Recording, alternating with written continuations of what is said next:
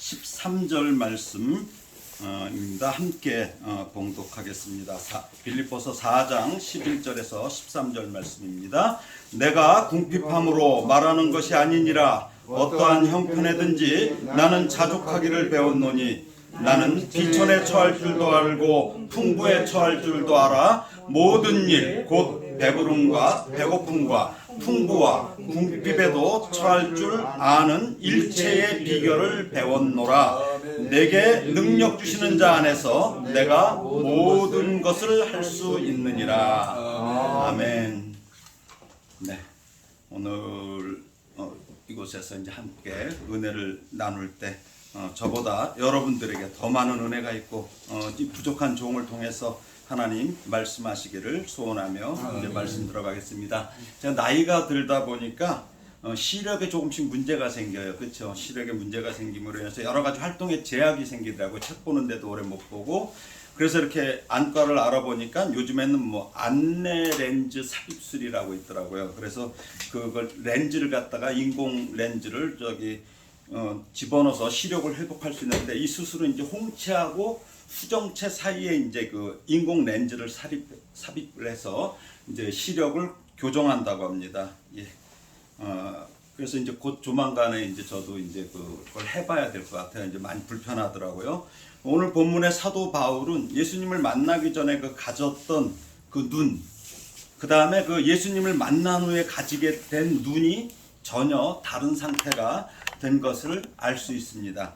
다메섹 도상에서 호련히 하늘로부터 그 강한 빛이 사도 바울을 둘러 비친 후에 눈은 떴으나 아무것도 보지 못하는 상태로 지났다가 주님의 그 지시를 받은 그 아나니아라는 제자가 그를 방문하여 안수할 때 사울의 눈에서 비늘 같은 것이 벗어져 다시 보게 된 그 후로부터는 그는 세상의 눈이라는 것을 벗고 이 믿음의 눈으로 모든 것을 바라보게 되었던 것입니다. 바울은 믿음의 눈으로 주의 일을 하고 자기에게 주어진 현실도 믿음의 눈으로 바라보고 받아들이며 담대하게 빌립보 성도들에게 지금 전하고 있습니다. 11절 말씀에서 사도 바울은 어떠한 형편에든지 나는 자족하기를 배웠노니 라고 고백하는데, 이건 참으로 인상적인 고백이 아닐 수 있습니다. 이것은 바울이 어떤 믿음의 소유자인지를 가르쳐 줍니다. 그의 시각이 바뀌었다는 것이죠.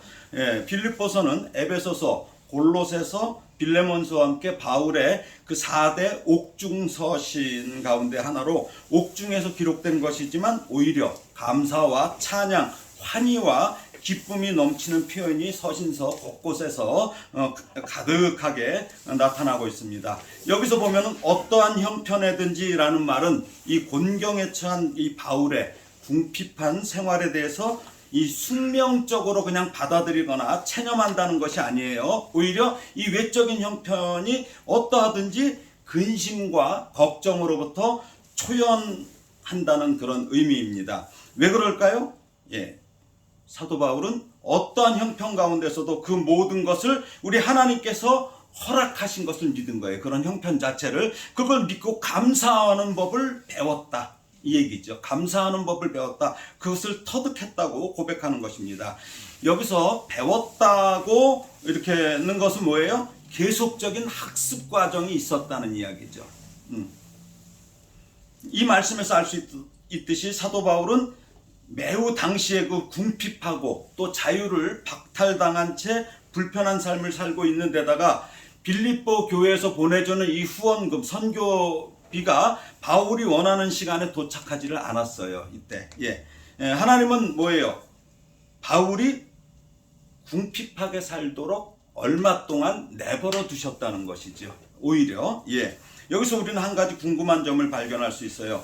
그렇다면 이러한 상황에서 하나님은 무엇을 하신 것일까? 도대체 왜 이 바울의 이 귀한 선교 사역을 위해서 즉각 필요를 채워주지 않으셨을까 하고 우리가 생각할 수 있다는 것이죠.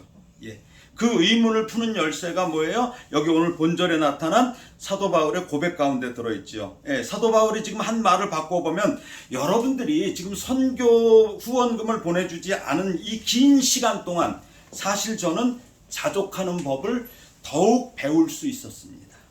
그래서 저는 그러한 저의 궁핍도 감사드립니다라고 할 수 있는 것이죠. 예. 이는 달리 말하면 하나님께서는 바울이 자족함을 배우도록 하시기 위해서 잠시 공급을 중단하셨다는 말씀이 되는 것입니다. 이해가 어렵겠지만 하나님께서는 바울로 하여금 자족을 배우게 하려고 선교 사역에 필요한 이 물질 공급을 일시적으로 중단하셨다는 것이죠. 물론 이것은 하나님께서 선교 사역을 아주 귀중하게 여기지 않으셨다는 그런 의미가 아닙니다. 오히려 하나님께서는 그 사역을 너무나도 소중하게 여기셨기에 바울에게 물질의 공급을 잠시 중단하셨던 것입니다. 예. 이게 참 중요합니다. 우리가 이제 저는 음악을 전공했는데 음악을 하다 보면 계속 음악이 끊어지지 않고 가면 지루해요. 중간에 쉼표가 있다는 게 그 음악의 효과를 더욱더 극대하게 나타낼 수 있습니다. 쉼표가 있어요. 그래서 음악에는 항상 쉼표가 있습니다. 예. 그래서 하나님께서도 사도 바울에게 이 사역이 너무 중요하기에 물질의 공급을 잠시 중단하셨던 것이죠. 비록 이 선교에 있어서 정말 그 많은 열정을 갖고 그렇게 사역했던 사도 바울이었지만 그 어떤 훈련도 필요 없는 완벽한 사역자는 아니었죠. 그래서 바울도 하나님의 섭리 아래서 이런저런 여러 가지 훈련을 받는 것이 필요했던 것이죠. 그런 의미에서 이 선교비의 중단은 바울을 위한 하나님의 훈련 방법으로 우리가 이해하면 됩니다. 잘 나가던 이 가말리엘 문화의 이 사도 바울은 예수님을 만나요. 그 후로 어때요? 그의 생활은 이전과 이후가 극명하게 대비되는 삶을 살게 되죠. 생활적으로는 자신의 표현처럼 뭐예요? 귀함에서 비천함으로, 배부름에서 배고픔으로, 풍부에서 궁핍으로 바뀌었고 심지어 자유의 몸에서 지금 감옥에 갇힌 구속된 몸이 됐습니다.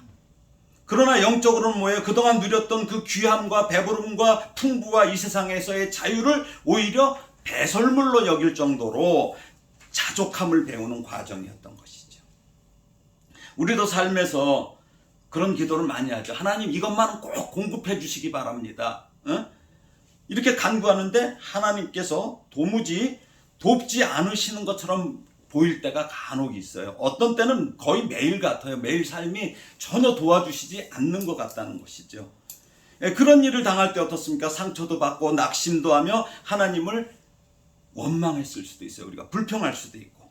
그리고 하나님은 나를 사랑하지 않는다는 건가? 나 여기서 이거 끝내라는 건가? 뭐 여러 가지 생각을 하게 된다는 것이죠. 그러나 하나님은 우리가 가장 많이 의존할 수 있는 것으로부터 실망하게 하실 수 있다는 것이죠. 가장 의존을 많이 하는 거에서 실망하실 수 있게 하고 우리에게 필요한 것을 일시적으로 공급해 주시지 않을 수 있다는 것입니다. 왜 그렇습니까? 우리의 신앙 훈련을 위해서입니다. 일체에 자족하는 법을 배우게 하기 위해서죠. 하나님을 의지하게 하시려는 거룩한 계획을 위해서입니다. 그러므로 지금 여러분의 삶에 혹시 궁핍함이 있나요? 아니 마치 공급이 중단된 것처럼 보이는 상황이 여러분을 힘들게 합니까? 낙심하지 마십시오. 원망하지도 말고 불평하지도 마십시오. 도리어 그것을 자족하는 법을 배우는 기회로 삼으시기를 소원합니다. 그것을 바로 여러분 자신을 소중히 여기시는 우리 하나님의 특별하신 그 훈련 방법으로 알고 더욱더 하나님을 의지하시기를 소원합니다. 바울은 앞서 빌립보서 4장 6절에서 여기 앞에 4장 6절에 보면은 그렇게 자족하는 사람의 모습이 어떤 것인지를 전하고 있습니다. 한번 4장 6절을 한번 읽어볼까요? 빌립보서 4장 6절입니다. 함께 읽겠습니다. 시작. 아무것도 염려하지 말고 다만 모든 일에 기도와 간구로 너희 구할 것을 감사함으로 하나님께 아뢰라. 아멘. 여기 아무것도 염려할 것이 없다는 것이에요. 아무것도 염려하지 말고. 여기 헬라어는 뭐냐면 염려를 중단하라는 뜻이에요. 염려를 중단하라 이거예요. 이 의미예요. 그러니까 초조하고 걱정하거나 이 불필요한 이 해로운 생각을 중단하라는 것이죠. 왜 중단할까요? 해결책이 있으니까 중단하라는 거겠죠. 해결책. 이게 뭡니까? 그것이 바로 여기 나오는 대로 기도와 간구라는 것입니다. 염려 대신에 기도로, 그 기도에 앞서 먼저 감사함으로 구하라는 것입니다. 이 부분은 우리 예수님이 하셨던 그 내용이에요. 말씀이에요. 뭔가요? 저기 먼저 감사하신 내용이 요한복음 11장에서 보면 나사로에 대한 이야기가 나와요. 나사로가 무덤에 있은 지 이미 나흘인데 예수님께서 늦게 오셨어요. 그런데 뭐라고요? 돌을 옮겨놓으라고 명하신 후에 먼저 하신 게 감사예요. 감사를 먼저 하십니다. 요한복음 한번 찾아보겠습니다. 요한복음 11장 41절 42절입니다.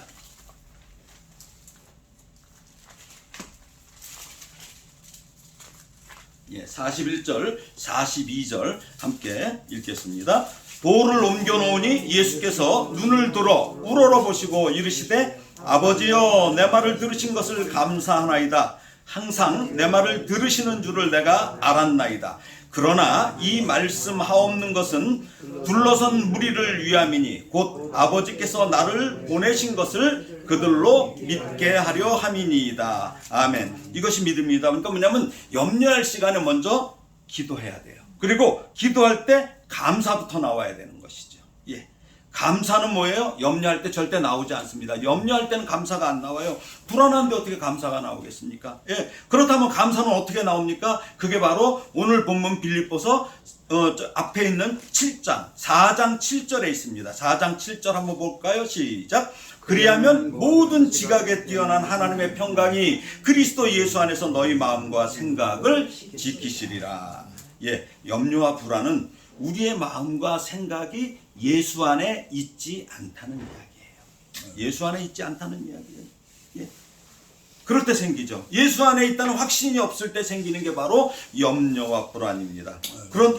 그러니까 뭐예요? 염려할 시간에 기도하고 기도할 때 감사부터 하는 이유는 뭐예요? 오늘 지금 빌립보서 4장 7절 말씀처럼 모든 지각에 뛰어나신 하나님이시니 우리의 염려와 불안을 다 아시는 그 하나님께서 평강으로 그리스도 예수 안에서 우리의 마음과 생각을 지키신다는 말씀이죠.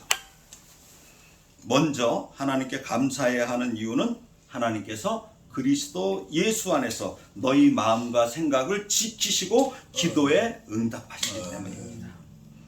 이 외부적인 환경으로부터 염려하지 말고 염려하지 않고 평안과 만족을 누리기라는 것은 누린다는 것은 쉬운 일이 아니에요. 그럼에도 불구하고 사도 바울은 뭐예요? 그리스도 예수로 인하여서 은혜와 평강을 덧입고 있었기에 이 외적인 여건이 엄청 엉망인데도 염려하지 않고 지금 자족할 수 있었던 것입니다.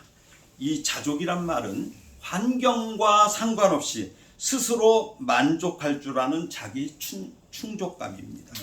자족하는 사람은 높은 데 있거나 물질이 많다고 교만하지 않고 낮은 데 있거나 물질에 어려움이 있다고 비굴하지 않는 것입니다. 어지간한 평지풍파에는 끄떡도 하지 않는 이 내적인 만족감으로 인해서 어떤 유혹이나 시련도 거뜬히 극복할 수 있습니다. 결국 바울의 이런 고백은 그가 여러 가지 고난을 거치면서 그런 일체의 비결을 배워 성숙한 믿음의 소유자가 됐음을 말해주는 것입니다. 대개의 사람들은 자기가 처한 형편에 대해서 만족할 줄 몰라요. 그렇죠? 아무리 많은 재물을 가진 부자도 뭐예요? 조금 더 이거 외쳐요. 그렇죠? 더 이걸 외쳐요. 권력을 가진 사람도 뭐예요? 조금 더 높이를 외치다가 내려오지 않으려다가 패가망신을 당합니다. 또 세상에 속한 사람들은 뭐예요? 다른 사람과 비교해요. 그래서 자신의 처지가 이게 그들과 보다 못하다고 이렇게 생각되면 뭐예요? 원망하고 불평하기 일쑤예요. 그러나 자신의 현재 형편이 어떠하든지 이 하나님의 섭리를 믿고 감사할 수 있는 사람, 자족하는 사람이 바로 성숙한 신앙인입니다. 그런데 사도 바울은 자족과 경건을 연결하고 있어요. 경건. 디모데전서를 한번 보겠습니다. 디모데전서 6장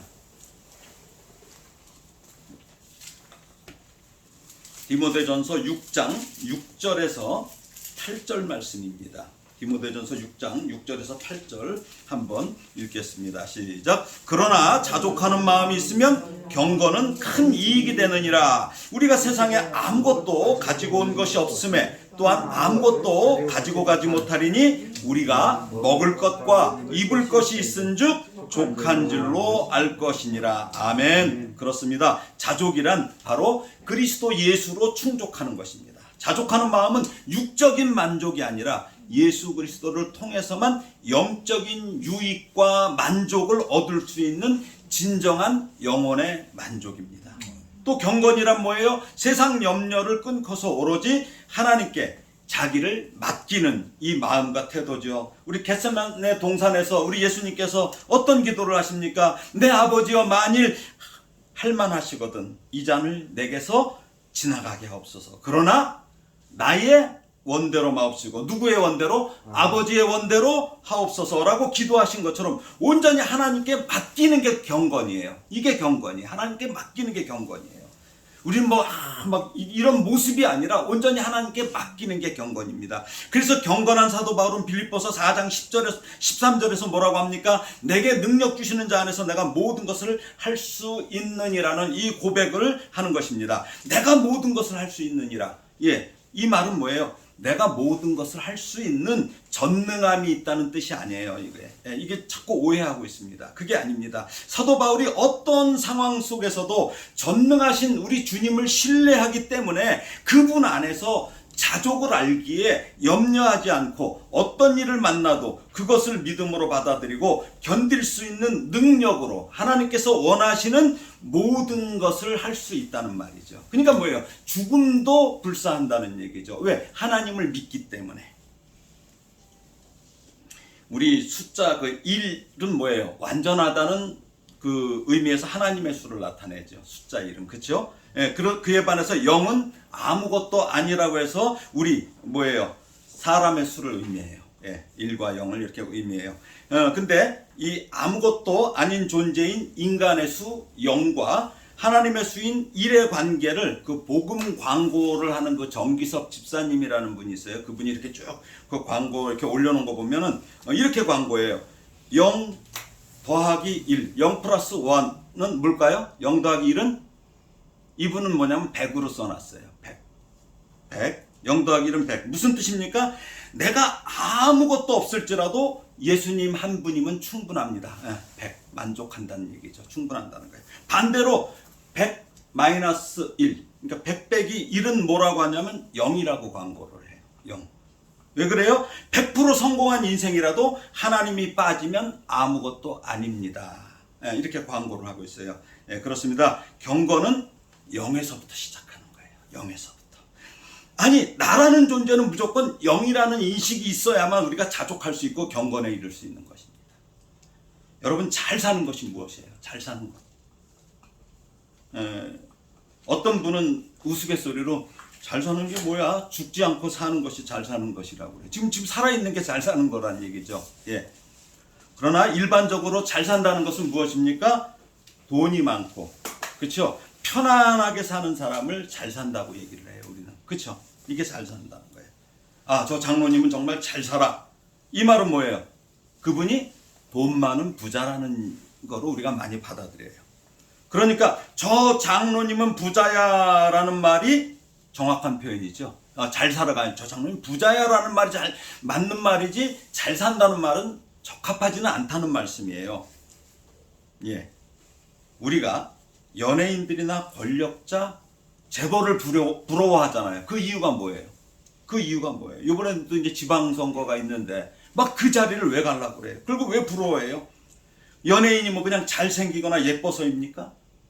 대통령, 장관, 국회의원이라서? 아니면 돈이 많아서? 저는 어쩌다 이렇게 노숙자분들 중에 보면은 진짜 연예인보다 잘생긴 거지도 봤어요. 저는 진짜 잘생긴 분들이 있어요. 예. 그런데 그 사람을 잘 산다고 하지는 않잖아요. 그렇죠?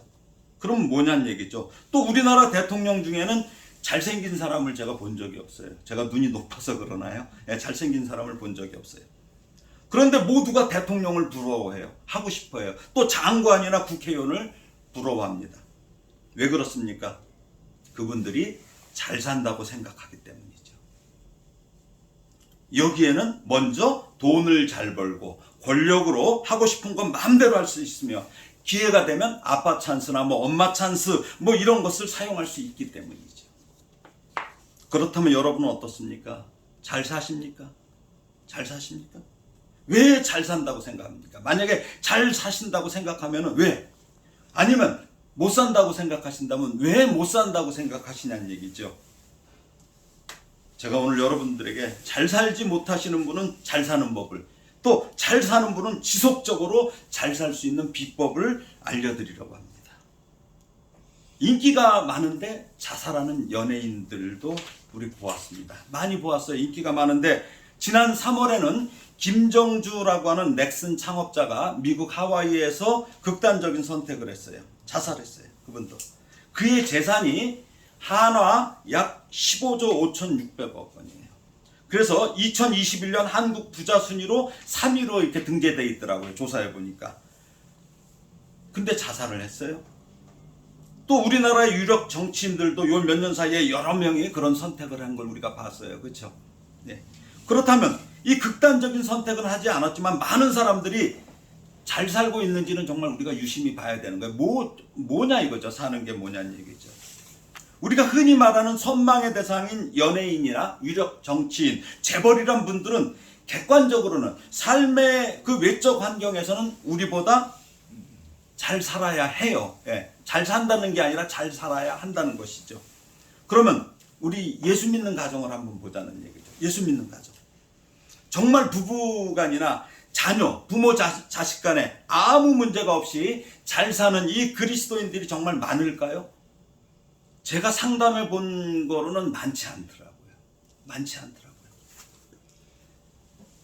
사람이 잘 살려면 이 물질이나 이 권력의 문제가 아니라 관계의 문제가 풀려야 합니다. 관계의 문제가 풀려야 돼요. 관계가 풀려야 돼요. 이게 형통이죠. 이게 풀려야 됩니다.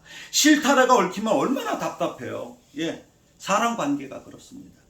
부부간의 관계가 얽혀 있는 이 무늬만 부부가 많습니다. 그리스도인들 중에도 참 많아요. 많아요. 부모 자식 간에도 마찬가지죠. 이런 가족은 알맹이 없는 가죽만 남은 가족일 뿐입니다. 얽힌 실타래로는 이 아무것도 할 수 없어요. 하나님과의 관계도 마찬가지죠. 예, 먼저 하나님과의 관계가 풀려야 잘 사는 거예요. 이게 비법이죠. 예, 하나님과의 관계가 풀려야 돼. 이게 형통이에요. 그러면 형통이라는 건 무엇입니까? 우리는 형통을 세상의 기준으로 많이 생각을 해요. 예? 그러나 형통이란 언제 어디서나 어떤 상황 속에서도 하나님께서 나와 함께 하시는 것을 믿는 것이 형통이에요. 예, 이게 형통이에요. 형통이. 예, 여호와를 경외하고 섬기며 그분을 의지해야만 형통할 수 있는 것이죠. 우리가 생각하는 형통이 향하는 곳은 뭐예요? 세상의 부와 권력과 명예라는 것이에요. 그러나 내가 고난 가운데 있다 할지라도 하나님께서 함께 하시면 그것이 형통한 것이요, 반대로 하나님의 임재를 느끼지 못한다면 그게 불행이고 불통이라는 것이에요. 요셉은 어떻습니까? 형들에게 미움을 받아 이스마엘 상인들에게 팔려 애굽의 보디발 장군의 집에 갔어요. 근데 창세기 39장 2절 3절에는 이렇게 나와요. 여호와께서 요셉과 함께 하심으로 그가 형통한 자가 되어 그의 주인 애굽 사람의 집에 있으니 그의 주인이 여호와께서 그와 함께 하심을 보며 또 여호와께서 그의 범사에 형통하게 하심을 보았더라. 이렇게 기록되어 있어요. 이게 웃기잖아요. 저 형들한테 미움을 받아서 팔려가서 지금 노예가 됐는데 무슨 형통이냐는 얘기죠. 이게 무슨 형통이냐는 얘기죠. 또 창세기 이어서 39장 21절에서 23절에는 보면 이렇게 나와요. 여호와께서 이제 뭐냐면 보디발 아내의 유혹에 넘어가지 않았어요. 그러니까 어떻게 해요? 하나님께서 인정을 해주셔야 되잖아요. 근데 어떻게 돼요? 노예살이에서 더 험한 곳으로 가요. 감옥으로 가잖아요. 감옥으로 갑니다. 아마 성경에는 안 나왔어도 아마 죽지 않을 정도로 맞았을 거예요. 아마 죽지 않을 정도로 맞았을 거예요. 예. 근데 요셉은 누명을 쓰고 옥에 갇혔는데 창세기 39장 21절에서 23절에 이렇게 나옵니다. 한번 우리 이거 찾아서 한번 읽어보죠, 같이요. 예, 창세기 39장 21절에서 23절입니다.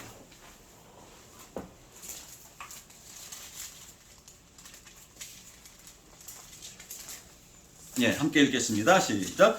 여호와께서 요셉과 함께 하시고 그에게 인자를 더하사 간수장에게 은혜를 받게 하시매 간수장이 옥중 제수를 다 요셉의 손에 맡김으로 그 재반 사물을 요셉이 처리하고 간수장은 그의 손에 맡긴 것을 무엇이든지 살펴보지 아니하였으니 이는 여호와께서 요셉과 함께 하심이라. 여호와께서 그를 범사에 형통하게 하셨더라.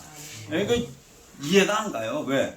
아니 감옥에 갔는데 뭐가 형통해요? 뭐가 형통해? 이런 알 수 없고 이해할 수 없는 고난인데 하나님이 함께 하신다는 것입니다.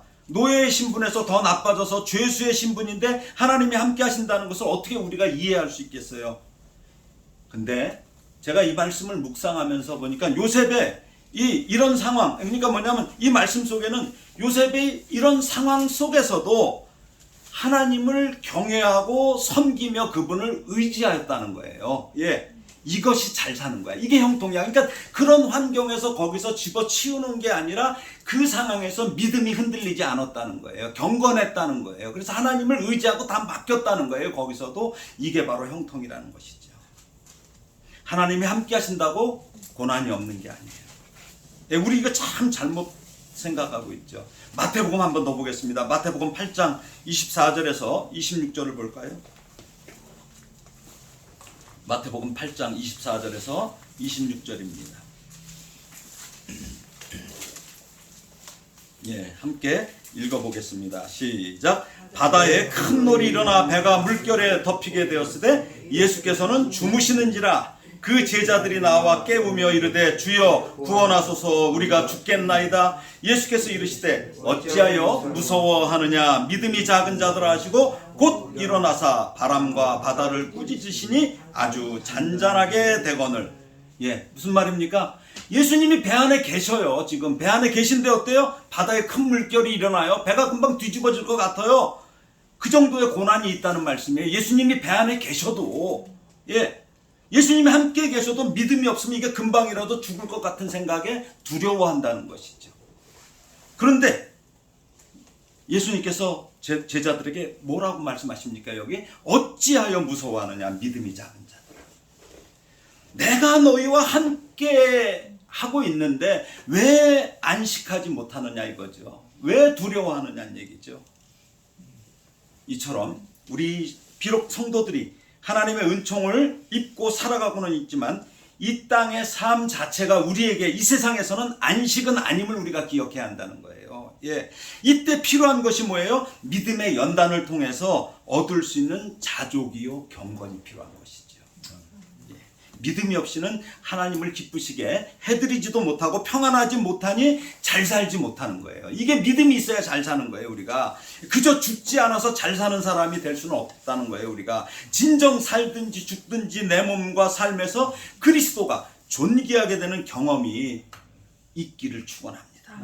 말씀을 정리합니다. 여러분의 눈을 세상의 이 비늘 같은 것을 벗고 믿음이란 렌즈를 끼우시고 현재를 보는 것이 아니라 현재의 이 상황 너머를 볼 수 있는 그런 믿음의 눈, 영적의 눈으로 하나님의 뜻을 바라보는 복됨이 있기를 소원합니다. 자족의 비결은 오로지 우리 인생의 목표가 예수님께 붙들리는 데에 있어요. 하나님께서는 지금도 우리에게 능력을 주시기 원하십니다. 그 능력은 오직 하나님 한 분만을 만족으로 삼을 때 나타나는 것입니다. 그러나 잊어서는 안 될 분명한 것은 하나님께서 그런 자족의 기쁨을 예수님께만 붙들리는 것을 자기의 인생으로 삼는, 목표로 삼는 그러한 성도들에게만 허락하신다는 것이죠. 그래서 모든 것을 믿음의 눈으로 바라봄으로 정령 그 능력 주시는 자 안에서 자족할 수 있다고 고백할 수 있는 우리 성도 여러분들이 되시기를 우리 예수님의 이름으로 축원합니다. 기도하겠습니다. 하나님 아버지 은혜를 감사합니다. 세상의 눈으로 세상을 보고 살다가 믿음의 눈으로 세상을 바라보니 우리에게는 실패가 아니고 절망이 아님을 알게 됩니다. 그러나 삶은 힘들고 고통도 우리에게 여전합니다. 그러나 이제는 기쁩니다. 힘들어도 웃음이 나오고 찬송이 나오는 것은 하나님께서 우리가 걸어가는 이 길을 통하여 크신 은혜를 베푸시고 성장시키시며 온전히 만들어 가심으로 멋진 그리스도인 됨을 알고 믿기에 사도 바울처럼 내게 능력 주시는 하나님 안에서 모든 것을 견디고 충성하며 승리할 수 있다고 이 시간에 담대히 고백합니다. 거친 언행으로 예수 믿는 것을 자랑치 말게 하시고 묵묵히 입 다물고 낮아지고 섬김으로 그 모습을 기뻐하시는 주님을 바라보게 하여 주시옵소서. 그런 아름다운 인생을 살게 하시어 무성한 잎사귀보다 잎만 무성한 그러한 나무보다 소박한 열매를 맺는 복됨이 있게 하여 주시옵소서. 예수님의 이름으로 기도합니다. 아멘.